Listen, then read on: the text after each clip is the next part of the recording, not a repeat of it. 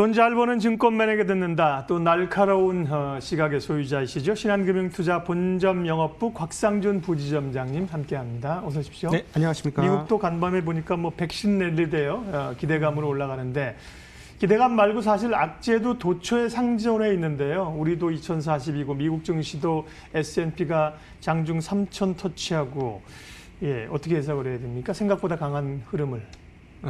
유동성? 일단은 뭐 저는 이제 이런 질문을 요즘 계속 톤이 이런 톤이에요. 질문을 받는 톤이. 네. 그래서 아직 더 가겠구나 이런 생각이 들어요. 물론 지금부터는 현금화 비중도 좀 갖고 가시는 게 맞습니다. 100% 주식은 아닌 듯 하고요. 10%, 20% 시간이 지날수록 올라갈수록 점차 현금 비중을 점차 늘려가는 것은 뭐 적절한 포트폴리오 대응 아니냐라고 생각을 하는데 대부분 여기까지 왔는데 더 이상 갈 수 있어? 톤이 대부분의 질문이거든요. 근데 아마 이게 분명히 바뀔 거예요. 사람들은 지금 벌써 인버스 가지고 참 안타까운데 인버스 가지고 지금 피터하시고 계신 분들은 끝까지 가보겠다 그러더라고요. 어떤 분이 주변에 있는 분이 이렇게 틀렸는데 끝까지 여기서 꺾을 수는 없어 가봐야지 이러더라고요. 장은 더 가겠구나 이런 생각이 들더라고요. 저는 그 얘기를 들으면서 시장의 예측이 성공한 적이 별로 없습니다. 그래서 저는 개인적으로 시장을 너무 예측하지 말아라 하는 입장이고 사실 시장이 지금처럼 상승할 때는 아무 필요가 없어요. 시장 예측할 필요가. 몸을 맡겨요? 아니죠. 왜냐하면 내 종목들이 대체적으로 그냥 잘 갈 수밖에 없는 상황인데 내가 그중에서 메인스트림에 있느냐 아니면 사이드에 있느냐 그리고 이 사이드에 있는 게 다시 메인스트림으로 갈 수 있느냐 이거 분석하는 게 훨씬 중요하지 시장이 가고 안 가고는 사실 별로 중요하지 않고요. 시장이 중요해질 때는 어떠냐면 지난번처럼 하락할 때를 잘 분간하는 게 중요하거든요. 그래서 지금은 뭐 워낙에 말씀하신 것처럼 유동성이 넘쳐나고 오늘도 보세요. 1시간 만에 개인들 매수하는 거 보세요. 지금 어마무시하거든요. 그러니까 그 현재의 금리 상황들 이런 것들로는 그냥 무조건 투자를 하겠다라고 작정한 세력들이 많기 때문에 쉽게 그렇게 기다리는 조정은 잘 안 올 것 같습니다. 그래서 시장에 대해서 좀 편안하게 생각하시고 그러면 악재가 얼마나 영향을 미칠 것인가는 점검을 하셔야 돼요. 그러면 그게 무엇이냐? 지금 제일 큰 게 홍콩 특별 지위가 깨질 것이냐 말 것이냐예요. 네. 그죠? 그렇게 되면 이제 금융의 아시아 허브로서 깨지기 시작하는 건데 그러면 혼란이 상당할 수 있습니다. 근데 그 부분을 진짜로 그렇게 갈 건지 아니면 입으로만 주고받을 것인지 하는데 요번에 지난번 단계보다 조금 나빠진 것은 국가보건법을 상정한 것이죠. 중국에서. 그 부분은 악재로 훨씬 더 크게 다가오고요. 그래서 이제 지금부터 정말로 잘 보셔야 되는 부분들이 환율이 어떻게 될 것이냐. 이쪽을 조금 이거는 오히려 좀 관심을 가지셔야 될 것 같아요. 그래서 위안화 환율이 어제 공격적인 약세를 만들었죠. 고시 환율을 쭉 하고 올렸는데요.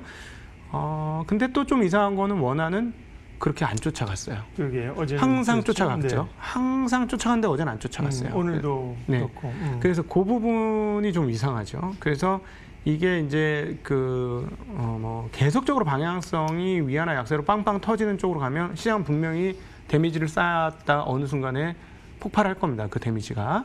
근데 그게 나왔다고 단번에 나오는 게 아니고 언제나 모든 문제들은 데미지가 쌓이고 누적되어서 터지는 거고요. 호재도 쌓여서 터지는 게 지금 장인 거예요. 분명히 우리가 3월 달 보면 이렇게 많은 유동성, 역사 이래 최대 유동성, 뭐 역사를 어디까지부터 시작해야 될지 모르겠습니다만 우리가 알고 있는 자본주의의 금융 역사에 있어서는 가장 강력한 유동성 뭐 이런 것들이 지금 누적적으로 나타나는 것이고 그것이 현재 상황을 발현했다라고 보시면 되는 것이고요. 근데 지금은 이제 또 한쪽 측면에서는 악재가 쌓여가고 있는 건데 3월 달하고 딱 분위기가 반대입니다. 호재를 그렇게 많이 쌓아왔음에도 불구하고 악재의 강력한 힘, 즉 그 곰의 힘이 상당히 셌기 때문에 많이 못 올라가고 올라갔다 내려갔다 했던 것이고요. 지금은 반대로 악재가 쌓이고는 있는데 이제 완전히 곰을 한번 밀어낸 황소가 힘을 쓰고 있는 구간이기 때문에 쉽게 안 꺾일 거라는 거예요. 힘이 이렇게 쭉 한번 올라와 있고 주변의 적들을 한번 싹 물리쳐 있는 상황이기 때문에 쉽게 안 깨집니다. 그렇다면 뭐 스테로이드 맞았다고 표현하셨잖아요. 그렇죠. 스테로이드까지 맞고 그건 이제 날뛰고 있는 이제 성난 황소처럼 움직이고 있는 상황이기 때문에 한 방에 안 죽어요.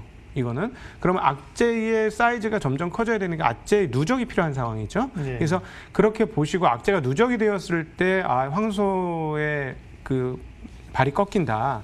이렇게 보시는 게 맞을 것 같고 그러나 다시 한번 말씀드리는 건 내 종목에 집중하셔야 되고 그래야 수익을 내지 시장 어떻게 하는 거 분석한다고 하다가 거의 대부분 잘못돼요. 이번에 인버스 투자자가 결국 그렇게 된 거예요. 예, 그래서 시장을 너무 예측하려 들지 않으시는 게 좋을 것 같습니다.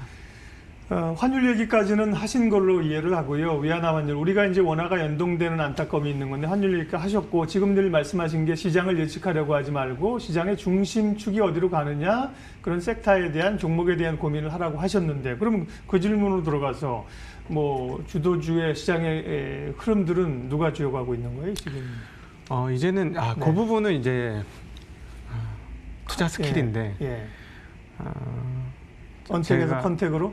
네. 예, 그 전에 말씀드렸던 게 이제 미국에서 실현되고 네. 있는 거고요. 좀 많이 일찍 말씀드렸던 것이고, 지난 주말에 제가 모 인터넷 회사가 그렇게 좋다면서 네. 하는 일반 친구들 동창 모임 가서 그 얘기를 듣고 주변 사람들한테 모두 수익 실현을 해라 빨리. 네. 일반인들이 네이버나 카카오 얘기하셨을 가능성이 높아 보여요. 일반인들이 손을 대기 시작하는 결과 이건 게임 끝났다. 네. 그러니까 이거 여기서 더 이상 늦게 빠져나오면 다친다라고 얘기하면서 동창이라고 도움이 안 돼요. 오늘 종목 알려줘야지 얘기하게 되면 야 하지 말라 그러고. 그래서 그렇게 얘기했는데요. 지금 몇몇 종목들이 과열 징후가 좀 있어요. 네네. 그래서 과열 징후가 좀 있는 것들에 대해서는 현금 비중을 좀 높여가시는 예. 방법을 권해드리고요. 키 맞추기 할 확률이 분명히 있습니다. 그리고 그 시장이 가장 좋죠. 못 올라갔던 것들이 지금 미국 시장 같은 경우는 은행주 엄청나게 올랐잖아요. 네. 그다음에 항공주 엄청나게 오르고 산업재 엄청나게 오르고 기술주는 쉬었죠. 기술주는 쉬었으니까 근데 한국의 이제 기술주들도 뭐 미국을 따라갈지 안 따라갈지 모르겠습니다만 많이 올라갔던 기술주에 한해서는 현금 비중을 조금씩 이제 갖고 가시는 거는 나쁘지 않을 것 같고요. 네. 그럼에도 불구하고 현재의 유동성은 2,200대 본 유동성보다 월등히 많습니다. 예. 지금은 어떤 상황이냐?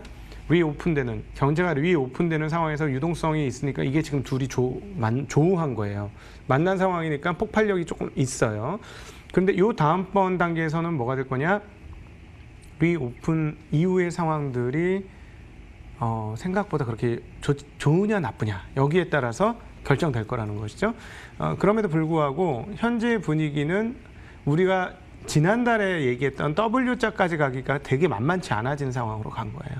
지금 W자를 그래서 너무 많은 분들이 예상을 해서 네. 그 W를 먹으려고 선점을 했는데 별로 결과 좋지 않은 상황인 거고요. 그래서 하여튼 그것까지 또 시간이 좀 더 걸릴 것 같습니다. 한 2주 정도 봐야 되지 않을까요? 리오픈 상황 이후에 경기가 정말로 반등이 되느냐 안 되느냐를 구분하기 위해서는. 어쨌든 한국의 악재 추가는 지금 오늘 40명 정도로 확진자가 늘었잖아요. 이 병이 장난 아닌 것은 분명히 맞습니다. 근데 이제 그 미국 시장 기준으로 곰곰이 생각해 보니까 우리나라하고 상황이 달라요. 우리는 한 번도 걔네만큼의 락다운을 해본 적이 없는 나라예요.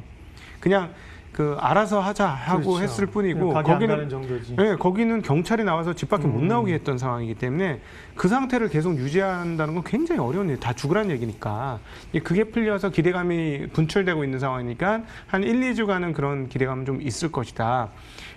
그렇게 보시고 시장을 대응해야 되겠고 또 우리의 입장은 전염병에 대해서 조금 상당히 민감했다. 다른 나라에 비해서. 그것까지 감안을 하셔야 되고 어쨌든 악재는 지금 쌓여가기 시작하는데 황소의 힘이 세기 때문에 좀 밀리고 있는 것이다. 그렇게 보시면 되겠어요. 오늘 중요한 단어 이제 새길만 하네요. 키 맞추기 말씀하셨는데 키 맞추기의 양상이 기존의 성장주에서 그럼 가치주로 가느냐 낙폭 과대주로 가느냐 그런 양상보다는 또 다른 성장주를 찾아 좀 가는 느낌이에요. 2차전지나 5G나. 그렇죠. 당연히 그럴 거예요. 왜냐하면 너무 싼 가격들 있잖아요. 네. 지금 뭐 건설업에서는 심지어 배당률이 9%짜리 기업이 나오고 있어요. 그다음에 보험 은행 보험 다 마찬가지로 네. 이거는 이럴 수가 있을까 할 정도로 가격이 떨어져 있어요.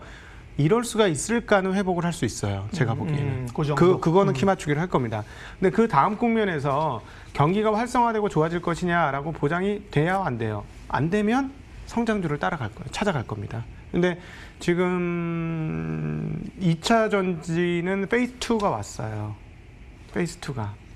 이게 굉장히 재미난 얘기고 산업의 이 단계를 말씀하시는 거예요? 주가 상승의 이 국면을 말씀하시는 거예요? 산업적인 국면이 달라지면서 주가도 달라질 수 있는. 그런데 이제 가격이 싸진 않아요. 성장주의 밸류를 받고 있고. 근데 어제 같은 경우 조금 이상했는데 이 업종 전체가 상황들이 지금 뭐 어떻게 됐냐면 오늘도 방금 전에 오기 전에 LG와 에너리랜다 IR 팀하고 통화를 했는데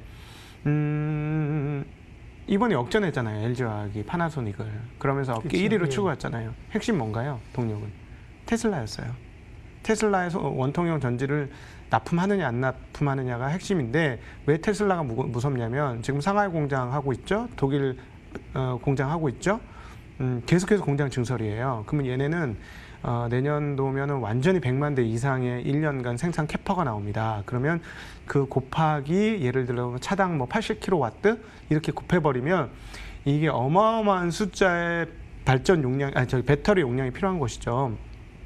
그런데 그렇게 되면 뭐냐면 현재 캐파로 감당 가능하냐? 불가하다. 그 테슬라랑 밀접하게 연관된 데가 LG화학이에요? 이번에 상하이 공장 얘네가 솔벤더잖아요. 그래가지고 난리가 난 거 아닙니까? 이번에 역전이 되고. 그래서 제일 걱정했던 부분들은 니네가 원통형이라는 게 뭐 대단한 기술이 아니고 오래된 기술인데 이 오래된 기술을 가지고 도대체 무슨 마진이 남겠니가 가장 걱정이었어요. 저희 애널은 걱정하지 마라. 더 마진이 남는다 했는데 제가 좀 미안하게도 회사한테 직접 확인하고 싶더라고요. 오늘 직접 전화를 해서 다시 한번 확인했어요. 맞답니다. 그게. 그래서 워낙 그 오래된 기술이고 그거는 1920년대부터 만들어진 기술이에요. 이 건전지는. 우리 원래 건전지가 그렇죠. 막대부터 시작한 거잖아요. 거기서부터 시작해서 아주 오래된 공정들이기 때문에 이미 공정의 효율성이 극대화되어 있습니다. 테슬라는 그걸 노리고 원통형을 한 것이고요. 가격을 낮추기 위해서. 그래서 어쨌든 그 대포가 지금 나오기 시작하는 거예요. 그 대포가. 그래서 대포라는 게 뭐예요? 테슬라라는 2차 전지의 대포가 터지기 시작하는 거죠. 그래서 이 시장이 새롭게 열리기 때문에 그동안에는 뭐였냐면 전기차가 열린다라는 개념으로 2차 전지 시장이 열린 거예요. 그러니까 각형이건 플립형이 됐는데 지금 전혀 다른 국면이 펼쳐지고 있다는 걸 공부하실 필요가 있겠습니다. 알겠습니다. 아유, 재밌는데 시간이 오늘 여기까지 해야 돼서요. 돈 잘 버는 증권맨에게 듣는다. 신한금융투자 본점 영업부 곽상준 부지점장님 함께했습니다. 고맙습니다. 네, 감사합니다.